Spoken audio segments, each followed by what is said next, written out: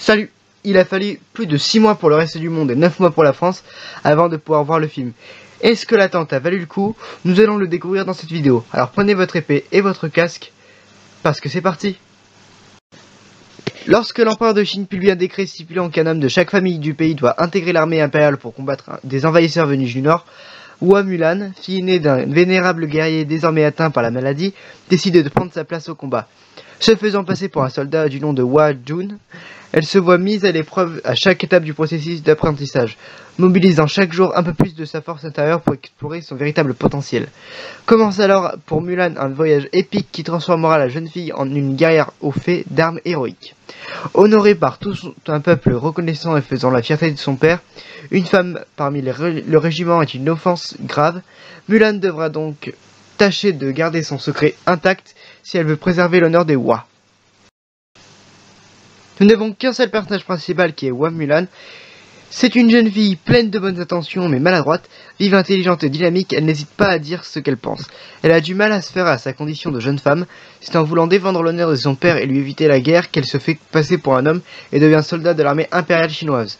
Malgré des débuts difficiles, Mulan finira par se faire de précieux alliés et gagner la confiance des autres guerriers.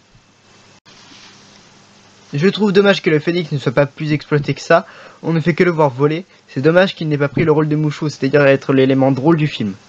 C'est aussi dommage qu'il n'y ait pas eu de chanson originale durant le film, même une chanson originale c'est assez dommage, sachant que la musique du dessin animé a aidé au succès du film, enfin pour moi en tout cas. C'est dommage, les musiques originales qui sont dans le générique sont super sympas, il y a Loyal, Brave et Vrai, et Réflexion qui est une reprise de la chanson de la version originale. Ces deux chansons sont super intéressantes et la musique est super sympa. Et aussi les combats qui n'étaient pas trop réalistes, mais après d'une certaine manière avec Mulan qui a le chi, donc une espèce de super pouvoir. Et c'est assez logique mais c'est assez mal fait je trouve personnellement. Pour mes points positifs, il y en a quand même parce que c'est vraiment un film que j'ai beaucoup aimé. L'histoire est assez sympa et change beaucoup des remakes Disney qui étaient presque du copier-coller des versions originales, comme Le Roi Lion. Pour l'anecdote, Disney n'avait pas les droits de presque tous les personnages, c'est donc pour ça que beaucoup de personnages sont de nouveaux personnages, enfin des personnages originaux. Le groupe de soldats avec qui Mulan se lie d'amitié est une bonne idée et un bon élément du film qui était aussi la meilleure alternative possible aux 3 soldats qui nous faisaient marrer dans la version originale. Les méchants sont très intéressants entre le méchant qui est super charismatique.